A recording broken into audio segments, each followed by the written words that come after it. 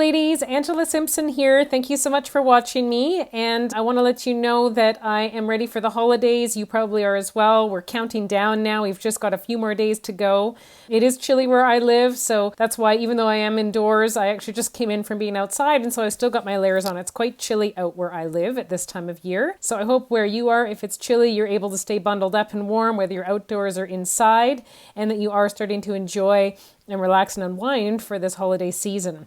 It may not seem that way, like you're there yet. I know too that there's always a lot to be done, and for women it does seem like there is more than ever to be done year after year. And for many women at this time of year, if you are suffering from hormone imbalance symptoms, they can definitely feel worse at this time of year too. Very often women are struggling with more fatigue, more mood imbalances, just generally feeling more stressed and not like themselves if the hormones are not balanced. And stress actually perpetuates this. It can make things worse. If we are suffering from what I would call the most common hormone imbalance symptom called estrogen dominance, where we have too much estrogen and not enough progesterone, and this is very common for women as they move towards the perimenopausal time of life and getting closer and closer to that transition into menopause, because progesterone is lowering much more quickly than estrogen. So our estrogen tends to sit a little higher than progesterone naturally, and the estrogen is fluctuating up and down more as we move towards that transition towards menopause. So for many women, this is a time where they do feel more out of balance with their hormones as is. You add a little bit more stress to the bucket that's already feeling like it's starting to overflow from just all the things that we have to do as females in our lives, and it can cause more of an imbalance. So even though we've got more estrogen than progesterone already towards and into that transitional time in perimenopause, it can be more amplified if the stress goes up. And so we all know that the stress can go up over the holidays, especially the lead up to the holidays. I hope you're almost at the point where you can relax and enjoy and unwind, but you may not be there yet. We need to be thinking, what are some things that we can do to help us with this, and how do we recognize if we do have an imbalance going on in our bodies that is tied into the hormones as well, and the stress is just making it worse. A few things to look out for, some key things. Are your bowels moving well? If you are suffering at all from constipation, meaning you're not going twice easily in a day, that by definition is constipation, and you probably are having some recirculation of some of your hormones that should be exiting through the bowel every day. And so this can actually cause more estrogen dominance for females. Are you also feeling like you have brain fog, lightheadedness, a lot of fatigue, even if you do have a good night's sleep? If so, it's very common that the hormones are in balance. And again, it may or may not be that the estrogens are up here, but it could be that your hormones, including estrogen and progesterone, are quite low, and they may be lowering at an uneven rate, which can cause some of these symptoms. It is important to understand how to get to the root of this, and that is why it's important to work with a healthcare practitioner such as myself. I'm a functional medicine professional. I have been working in the area of women's health for many years, and I understand what types of lab tests that you should run to see if you do have a hormone imbalance, and then also how to take the next steps to know what to do about it. With the fatigue, the mood imbalances, more of that general PMS type symptom that women can get, and it can be more pronounced again at this time of year when stress levels are higher. There are some really key things that we need to be not forgetting about. One of the key things is to make sure that we are sleeping well. So are you going to bed too late at night, trying to get more and more things done, and you're pushing the clock back to 11 midnight when really you should be lights out and asleep by no later than 10? So that's something that we have to actually have self-discipline around, and it's hard to do if we feel like we're not getting our tasks done. But you're better off to get up in the morning and get these things done, and even set your alarm a bit early than you are to go into the hours of the night. It causes a lot of stress on our adrenals, which can cause further imbalance with our hormones. Another thing to keep in mind is to make sure you're drinking enough clear fluids, ideally water. If we're not drinking enough water, this sometimes can contribute to us not flushing out the toxins from our body that we should be on an everyday basis. Sometimes one of the symptoms of hormone imbalance can be constipation, and if we're drinking not enough water, we're more prone to this. So you should be drinking 2-3 liters or even up to a gallon of water a day, even if you're not exercising heavily. This is just to match our body's needs with the systems so that they can operate correctly, including our hormonal/endocrine system. And another thing to not forget about when we get busy is to move our bodies. The only way our hormones move and balance out is if we move as well. So in an ideal world, you are moving at least a little bit, even for 5 to 10 minutes after every time you eat a meal. You want to try and make sure that your blood sugars don't spike with what you're eating and that they level out fairly quickly. So one of the ways to do this is through movement. It's going to be really important if you do have anything that's more carbohydrate or sugar rich over the holidays that you make sure you don't forget about this. But it should be something that we have in place advice at all times of year, not just around the holidays. One other thing around movement is don't tax your body too hard if you are under stress. It may feel good to push your body hard. I know I have a background in being a high-level athlete, and I know what it feels like to push my body physically, and it does feel good. But at the same time, if my body is burnt out, tired, fatigued, and under stress, I know it's actually not the best thing for my body, even though my brain kind of craves and wants that type of exercise. So you're better off to be doing more daily exercise that can still potentially elevate your heart rate, but it's not going to stress the body out. So it could be something like a nice hike or a fast-paced walk or maybe a light jog, but maybe you shouldn't be doing boot camp style exercise 5 days a week, for example, right at this time of year. Hopefully that gives you some ideas, some tips, some strategies. I do want to let you know that if you are feeling fatigued and moody, not just at this time leading up to the holidays, but you're noticing it more and more as you move towards and into that transition into perimenopause and menopause, and you want to really figure out the root of why this is happening for you, and potentially even on a deeper level, some women are suffering, and they may or may not know it, from a condition called PMDD. And so this is a much more severe form of PMS. And so you really want to make sure that you're working with a practitioner that can screen for all of the potential things that could be going on with you in regards to hormone imbalance symptoms and help you do the right lab testing so that you can devise a working plan to help you get the balance back in your body. You don't have to feel fatigued, moody, sluggish, have headaches, have irritability, feeling like it's impacting your relationships, your ability to do your everyday life, your ability to really function. There is a way to get the balance back. And I know too, personally, from suffering from hormone imbalance for many years, that it can feel like a wild roller coaster ride, and it can impact so many areas of your life, especially relationships. But I also know that once you get to the root cause of what's going on, you can start to feel like yourself again. So I'd love to help you with that. If you want to connect with me anytime, please feel free to. If you haven't already,